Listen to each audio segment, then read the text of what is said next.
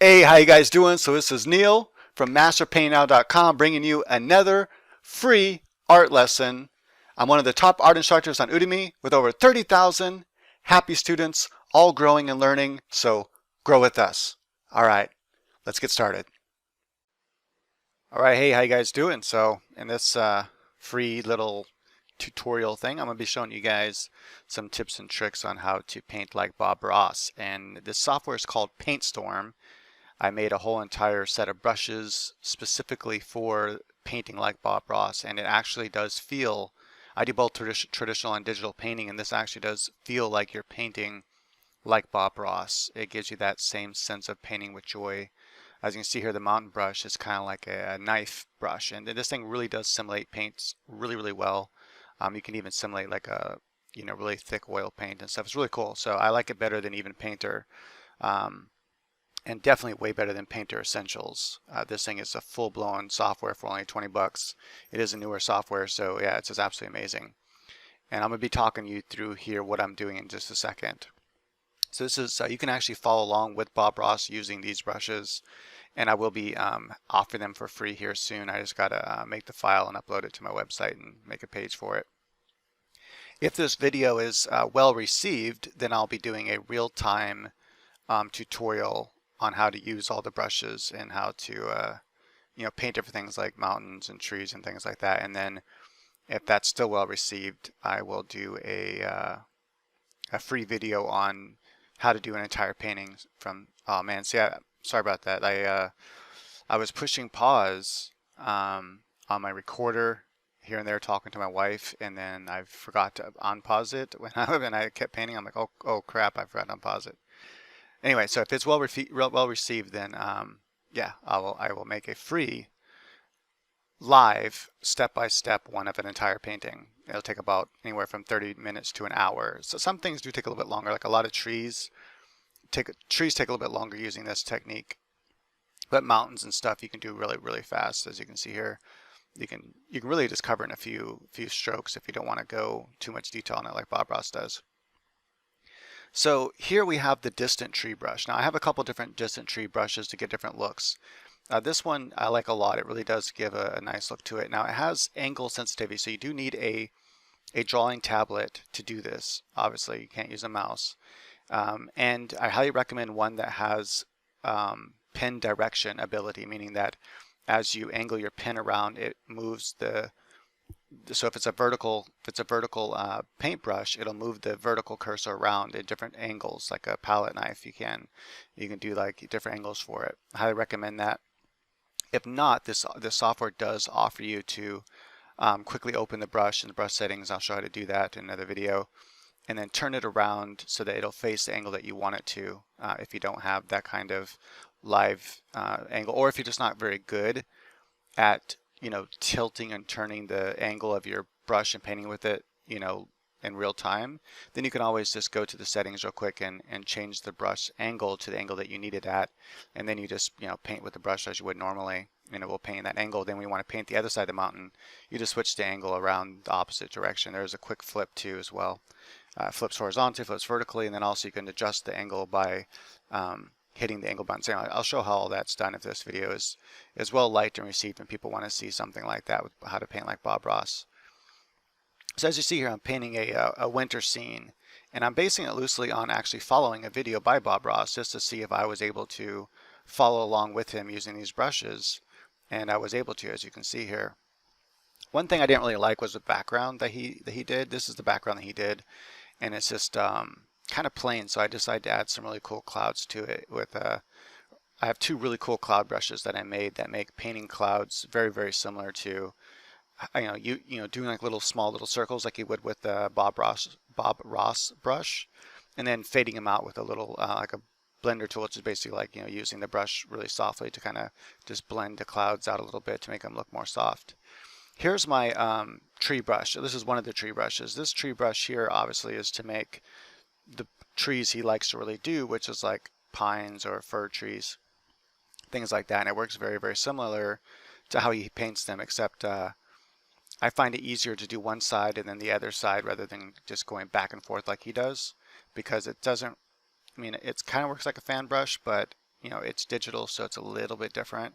But notice I'm changing the angle live. See that? I'm changing the angle of my brush like live as I'm painting.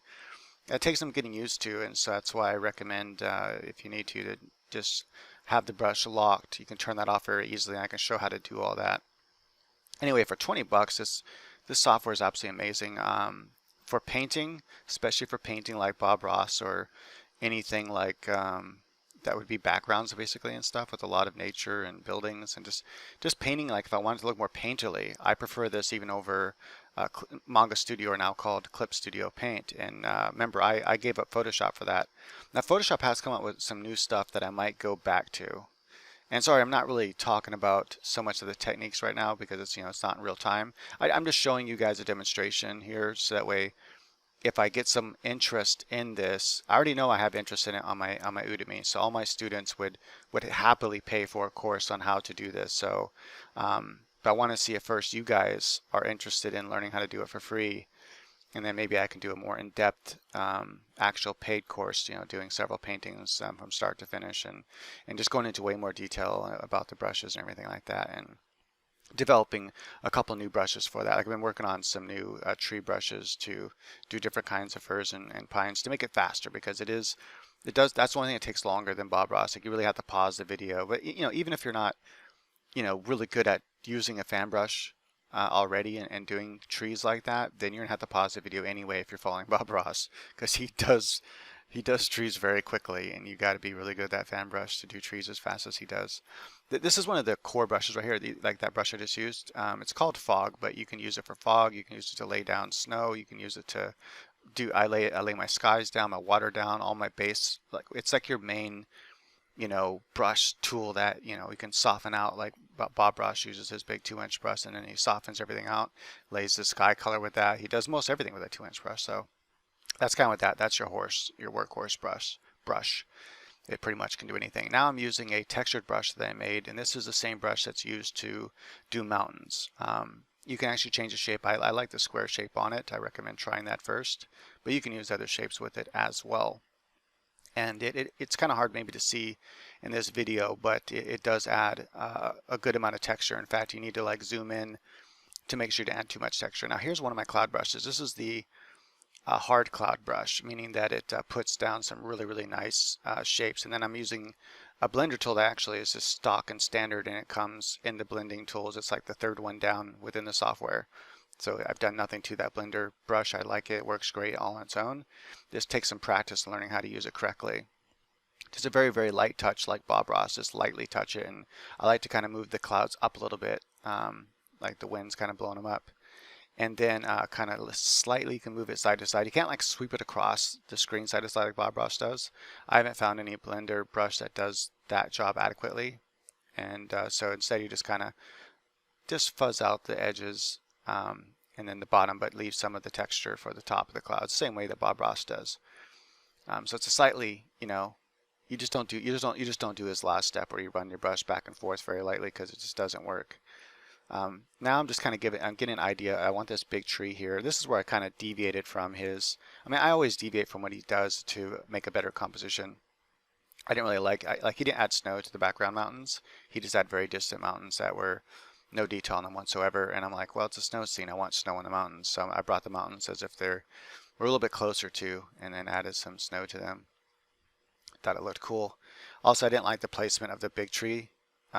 Well, because I kind of changed the composition, it didn't really work where he had it, so I moved it to the right.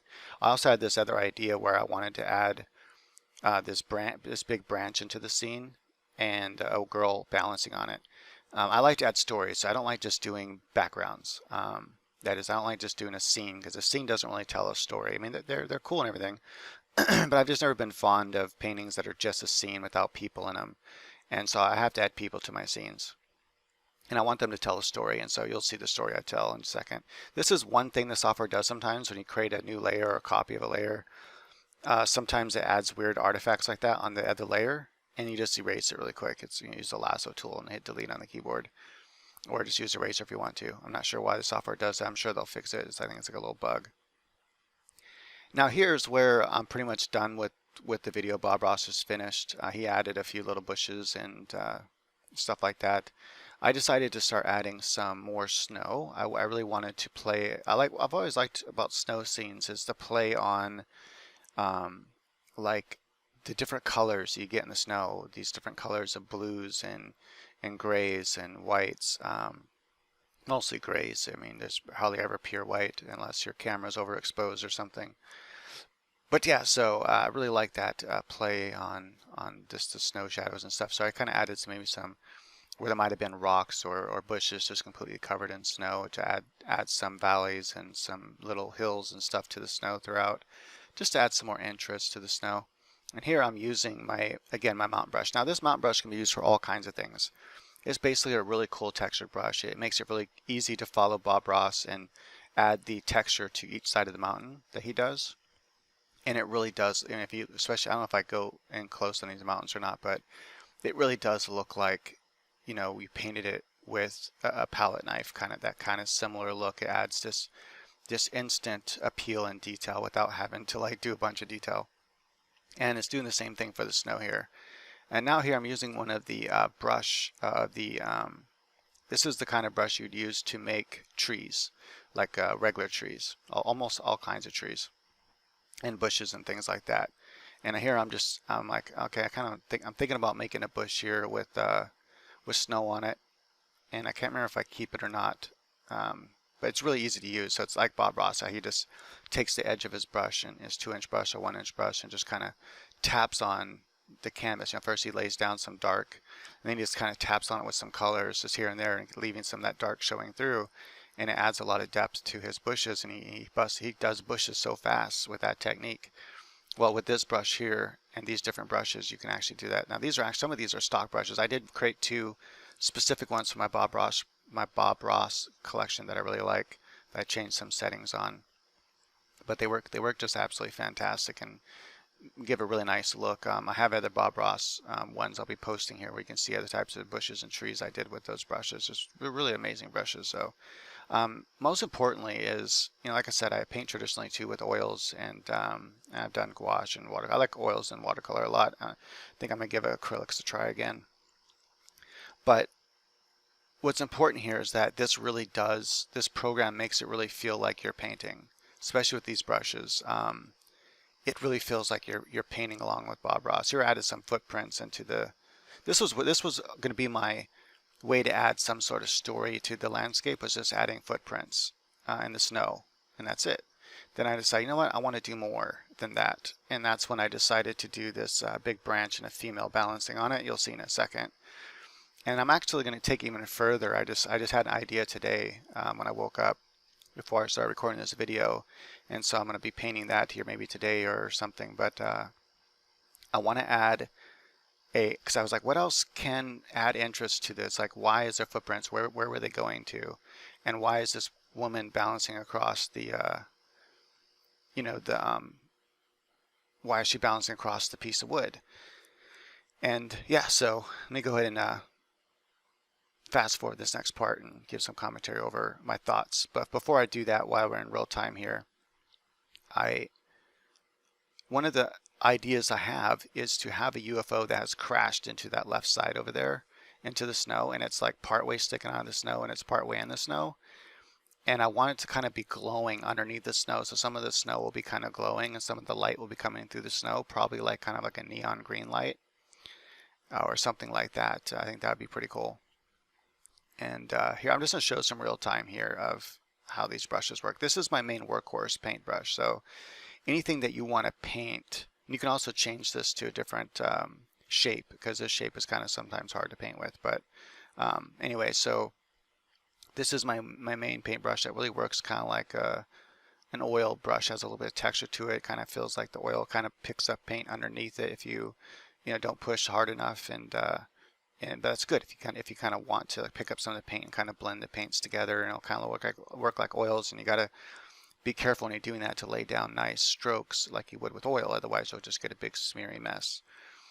Just excellent software, guys. I can't recommend it enough. For $20, that's just awesome. That price will not last long. I already know that. This is such good software, and they're constantly working on it and updating it.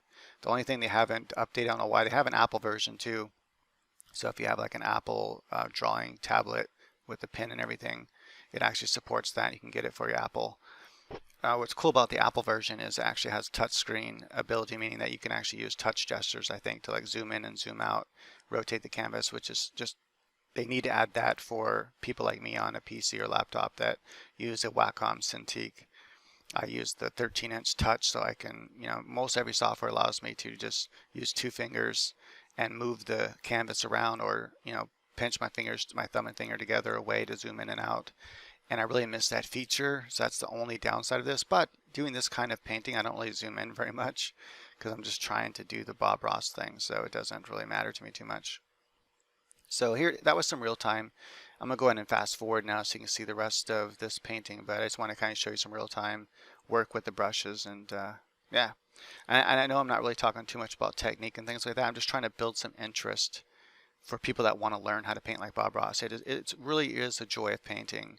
I never cared for doing backgrounds, but when you paint like Bob Ross, it's actually really fun, and highly recommend. And so I can't recommend the software enough. I'm not getting paid to say that or anything.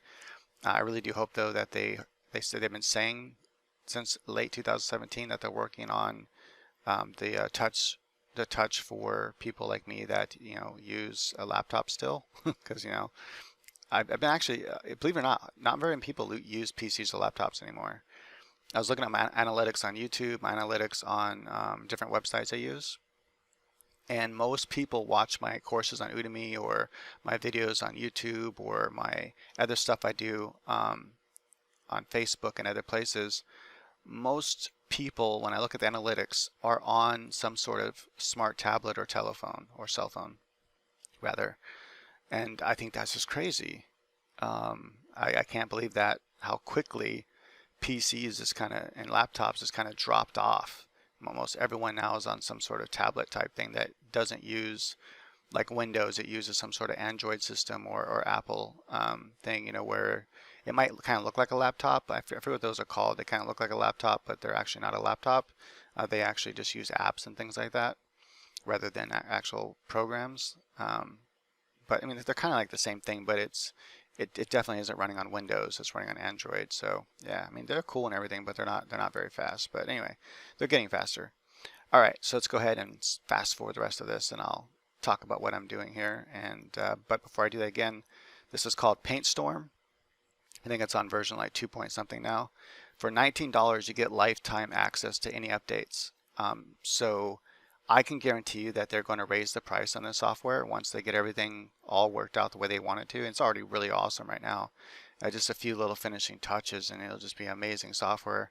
I think there are a few bugs, like I said, that they're still working on, but it doesn't happen very often. It's not really a big deal. I haven't had the software crash on me yet, so that's awesome, and I've done a lot of paintings with it. But yeah, so just great software. Like I said, it blows Painter away, and Painter it's Coral Painter, and that software costs like $400 or something crazy. For a lot of people, that's a lot of money. And then even their painting essentials is pretty much crap. I mean, it's okay, like you can do paintings with it and stuff, but you can't do this. You can't follow along and do a Bob Ross painting with it. Now with Painter, the full version of Painter, I went through the brush settings. I'm like, yeah, I can make similar brushes, but they just don't work as well. And a lot of people just don't have that kind of accessibility to that software anyway. Whereas just about anyone can afford this software for $20. And like I said, that price I know is probably not going to last forever. And so if you're interested at all, I would get it now before it's too late to get it at that price. And then you get lifetime updates.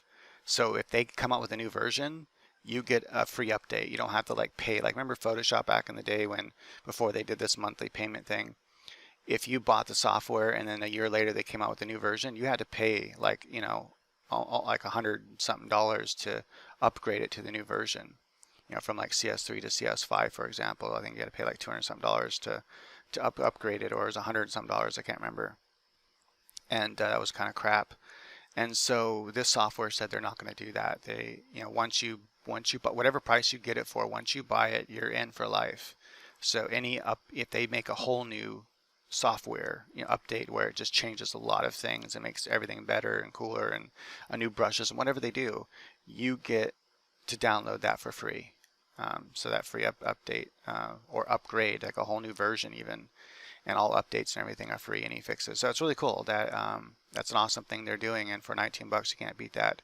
Like I said, I guarantee you as the software grows in popularity, that price will go up. So get it now while you can before it gets too expensive. But yeah, so anyway, I almost wonder if I should just keep the rest of this in real time, but maybe not, because I'm not really sure. I paint her pretty fast actually.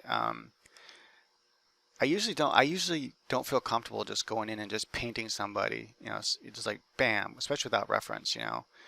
And I was like trying to think about how the jacket should look, and I think I nailed it. And then I was like, I need to give her jean pants because, well, she's in the snow. At least give her pants, you know.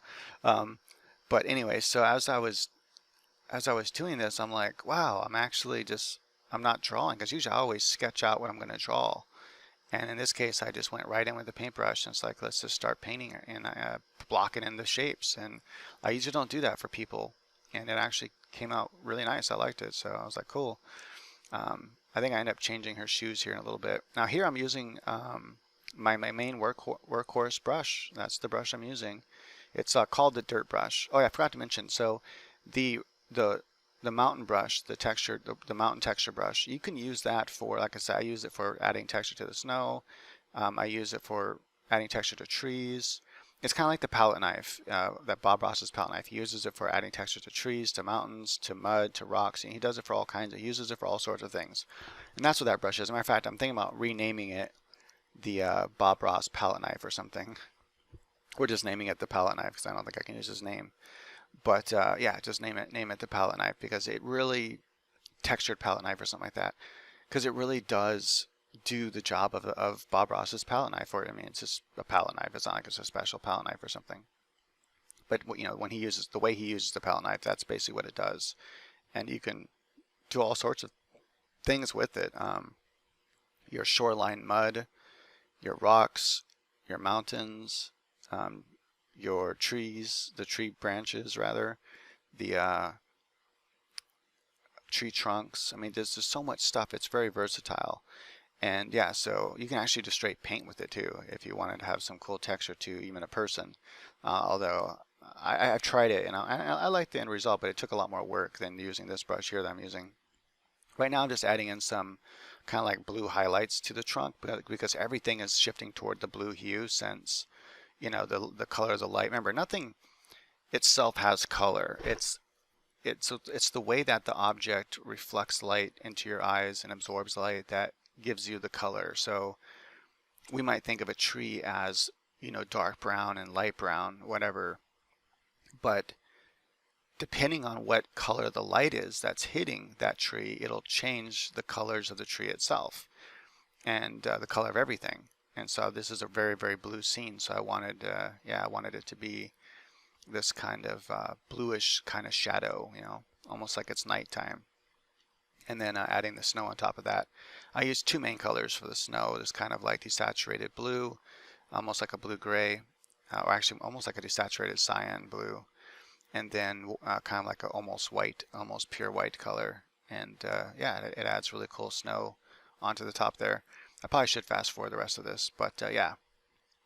The UFO in the background, see right the other patch of trees over there on the left hand side, and then there's that little snow bank right there. I think I'm gonna have it smashed right into that snow, and then partly sticking out, just a little bit of it sticking out, so you can kind of tell, hey, that looks like it might be a saucer, and have it kind of glowing underneath the snow, and have some of the snow glowing.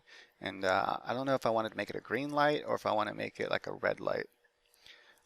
The red light would add more unity to the red. Right now you do have her with red, which really makes her stand out. And I kind of like that, and I'm kind of breaking a rule of composition, but I think it works in this case. All rules are meant to be broken anyways, so you know, just about all rules.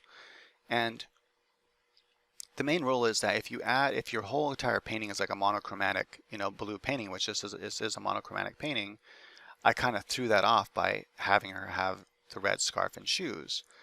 And so typically what people do if they're going to do that is you'll add red in a couple other places in the painting. So maybe somewhere in the distant background there can be a lighthouse or something that has a red light on it, or just some sort of building with a red light, or maybe a guy off in the distance and he has a little camp site and he has a fire going. The fire is mostly red or something like that, or something that's red, maybe some towers on the mountain with some red lights on them, to add red other places in the painting, not just one place.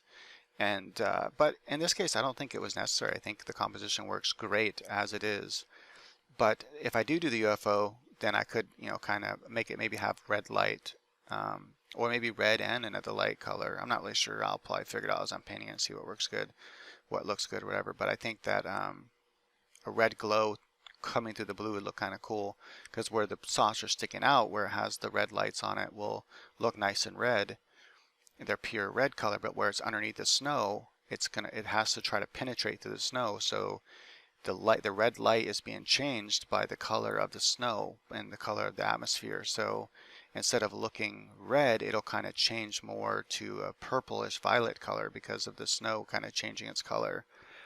So it won't be like just fully red coming through. It'll be more like a violet pink color coming through the glow of the because it's not penetrating all the way through the snow, just making the snow look like it's glowing. And that's kind of a cool trick. You basically just got to think about how the two colors mix together. So if you had a red light underneath some sort of green substance, then the light coming through might look kind of brownish. And if you had a green light shining through, or so you had a yellow light shining through something of a blue substance, then that is, and it doesn't penetrate all the way through, it's going to turn green. So it's going to make the blue object have kind of a green glow coming from it. And this is often why you'll see like seascapes and the waves. The middle of the wave has more of a cyan, kind of almost leaning toward a green blue, because the sun is 5000 K, which is more of a warmer light, more tending toward the warmer side of light. So in other words, even though it looks like white, it's tending more toward yellow.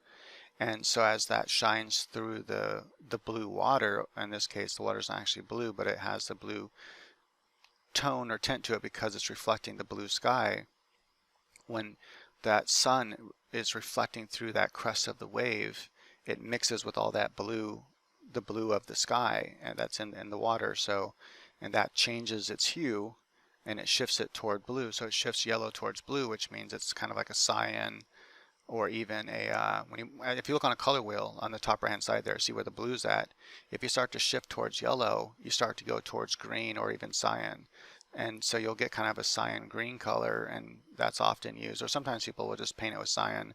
It really depends on what look you want. Sometimes leaning just a little bit more from cyan green adds a more mysterious kind of mystical quality to the water waves. Anyway, and that's another thing I want to show too, is painting a seascape, at least having one wave in it. So yeah. All right, so let's go ahead and fast forward the rest of this, and yeah, hopefully you guys will show interest and want to learn how to do this. Notice how I'm changing the direction of that brush. I'm not just keeping it in one direction because it's kind of an oval brush, so I'm turning the direction with how I'm painting. Like when I was painting the scarf, I just kind of twist my pen, just not twist it, but kind of turn my pen a little bit, and it changes the angle of my brush, and I just boom, make that stroke that way. And it really comes in handy and makes things really fast doing that. But you can also add you can change the shape of the brush on the fly, so it's really easy. You can change it to round, you can change it to a kind of a textured round. There's all different kinds of brush tips you can change it to that come default with this software. So alrighty, that's pretty much it. Right now I'm just doodling out details, and you'll see. I'll talk about it right now and fast forward. Alright, so now we're in fast forward mode here, and you'll see I just add a few little more details to her. Then I add this kind of fluffy thing to her hoodie, which I thought looked cool, kind of like white fur or something, fake synthetic fur. I also changed her shoes. I didn't like the direction they were in. I figured they need some soles. But yeah, so anyway, that's pretty much it. So hey, if you guys enjoyed this, please do me a favor and show that you're interested and that you want to see how to use these brushes in real time, how to paint the trees and bushes, and just how to paint different things, like the texture on mountains, and then just generally just how to use these brushes to paint like Bob Ross. And then after that, if that shows enough interest, like I said, I'll do a free live painting. They'll take anywhere from 30 minutes to an hour, depending on how difficult the painting is and how much I have to explain while I'm doing it. but they'll kind of go in tandem together. Anyway, thank you for watching. If you enjoyed this, please share it with your networks and all your favorite social networks and all that kind of stuff. If you enjoyed it, I'm sure other people enjoy it too. Please leave a comment below that you'd like to see the brushes in action, how to use them so that you can paint like Bob Ross, and then also if you'd like to see the actual live step-by-step painting from start to finish of a Bob Ross like painting. All right then, thank you for watching.